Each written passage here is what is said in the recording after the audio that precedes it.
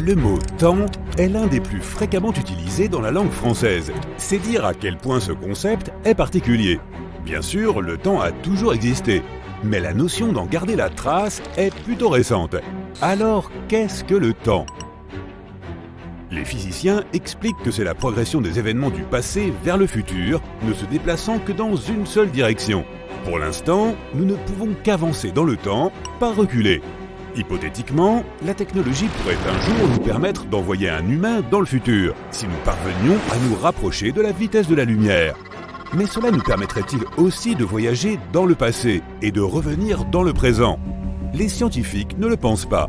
Les voyages interstellaires à la vitesse de la lumière pourraient être possibles à l'avenir, mais il s'agirait d'un voyage à sens unique, exclusivement vers le futur. Il existe toutefois une maigre chance de pouvoir voyager dans le passé. Einstein lui-même a proposé une théorie dans laquelle il serait possible de voyager dans le passé grâce au pont Einstein-Rosen, également appelé trou de verre. En astronomie, les trous de verre sont des tunnels qui relient deux endroits dans l'espace. En voyageant dans un trou de verre, tu pourrais hypothétiquement parcourir d'énormes distances dans l'espace, même si les deux extrémités du trou de verre sont très éloignées l'une de l'autre. Les scientifiques ont également observé que le temps se déforme en fonction de la vitesse à laquelle nous nous déplaçons. Plus nous nous déplaçons rapidement, plus le temps passe lentement. Si nous pouvions atteindre la vitesse de la lumière, le temps s'arrêterait pratiquement. C'est parce que la vitesse de la lumière est la chose la plus rapide que nous connaissions. C'est la vitesse maximale qu'un objet puisse atteindre. En théorie, lorsqu'un objet s'approche de cette vitesse, le temps commence à ralentir par rapport au temps sur Terre. Les scientifiques appellent cet effet « dilatation du temps ». Cela signifie que plus tu te déplaces rapidement, plus les intervalles de temps s'étirent. Si tu avais une montre à ton poignet et qu'une autre personne portant également une montre passait devant toi à la vitesse de la lumière, sa montre ferait tic-tac beaucoup plus lentement que la tienne. Il s'avère que nous vivons dans le passé. Ce n'est pas une métaphore, c'est dû à la biologie humaine. Notre cerveau n'enregistre les événements qu'environ 80 millisecondes après qu'ils se soient produits. Ce court intervalle entre le présent et le passé est la raison pour laquelle certains physiciens pensent que le maintenant n'existe pas et que le temps présent n'est qu'une illusion. Notre cerveau a sa propre façon de lire l'heure. Si tu es arrivé à l'heure au travail ce matin, tu peux remercier ton réveil, bien sûr, mais aussi ton cerveau. Il possède une horloge interne précise qui te permet de sentir le passage du temps sans avoir à vérifier ta montre ou ton téléphone. Bien sûr, nous avons aussi nos rythmes circadiens. Ce sont ces cycles de 24 heures qui tournent toujours en arrière-plan et nous permettent d'effectuer des fonctions essentielles comme s'endormir et se réveiller. Comme nous sommes exposés à la lumière pendant la journée, notre horloge interne commence à envoyer des signaux qui nous rendent plus alertes. Ils nous aident à rester éveillés et actifs afin que nous puissions effectuer nos activités tout au long de la journée. Le soir, comme il y a de moins en moins de lumière, notre horloge interne fait savoir à notre corps qu'il est temps de produire de la mélatonine, une hormone qui favorise le sommeil. Elle envoie également des signaux tout au long de la nuit qui nous aident à rester endormis. Maintenant, qu'en est-il de notre planète ? Son mouvement affecte-t-il notre notion du temps d'une quelconque manière ? Les horloges atomiques les plus précises au monde ont montré que la durée de chaque jour s'allongeait, et les scientifiques ne savent pas pourquoi. La façon dont nous mesurons le temps a un impact non seulement sur nos horaires, mais aussi sur les technologies que nous utilisons dans notre vie moderne, comme le suivi GPS par exemple. Au cours des dernières décennies, la rotation de la Terre autour de son axe s'est accélérée. C'est cette rotation qui détermine la durée d'une journée. Étonnamment, en juin 2022, nous avons vécu la journée la plus courte jamais enregistrée depuis environ un demi-siècle. Elle a été plus courte de 1,59 millisecondes que la moyenne. Tu ne l'as sans doute pas remarqué. Malgré ce record, depuis l'année 2020, la durée moyenne des jours s'allonge. Beaucoup de changements, ceux qui se produisent sur des millions d'années ou ceux qui sont presque instantanés, peuvent affecter la durée d'une journée. Même les tremblements de terre et les puissantes tempêtes peuvent perturber l'horloge pas si précise de notre planète. Un jour dure très rarement 86 400 secondes précisément.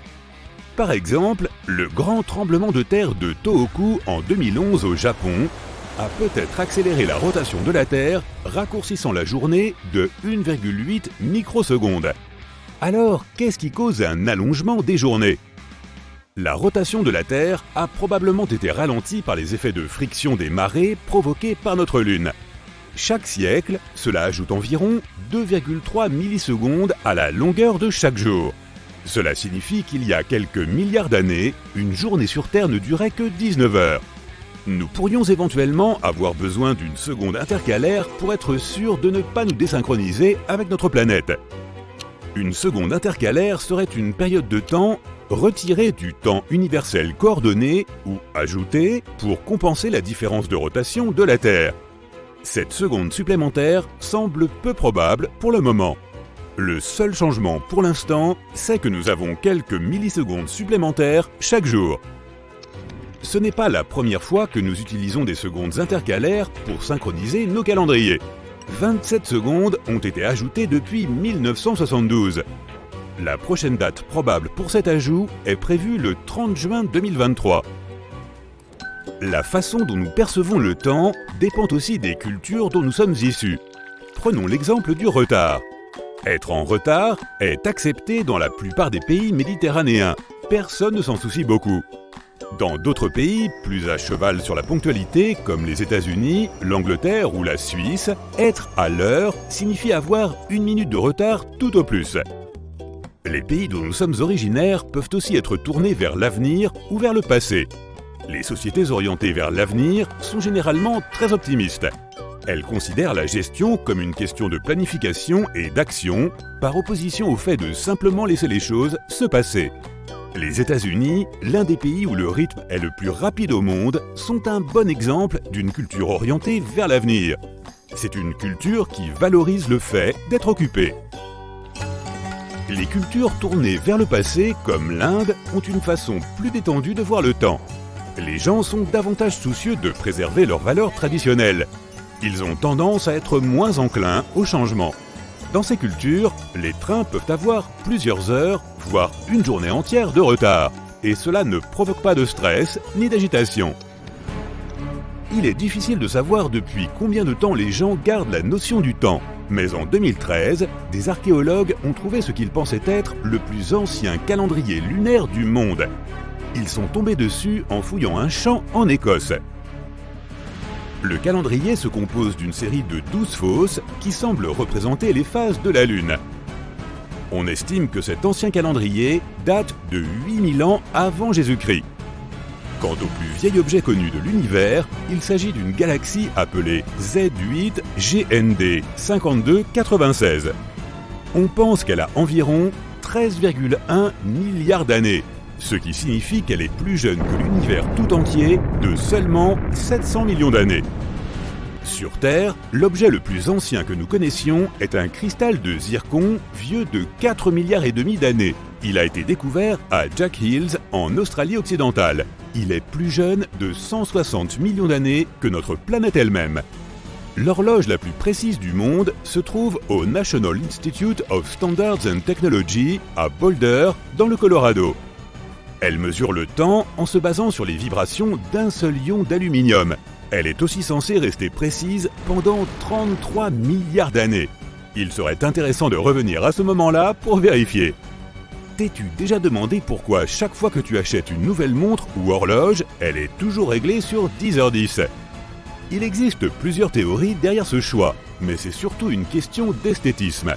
Cela donne à la montre un aspect soigné et symétrique.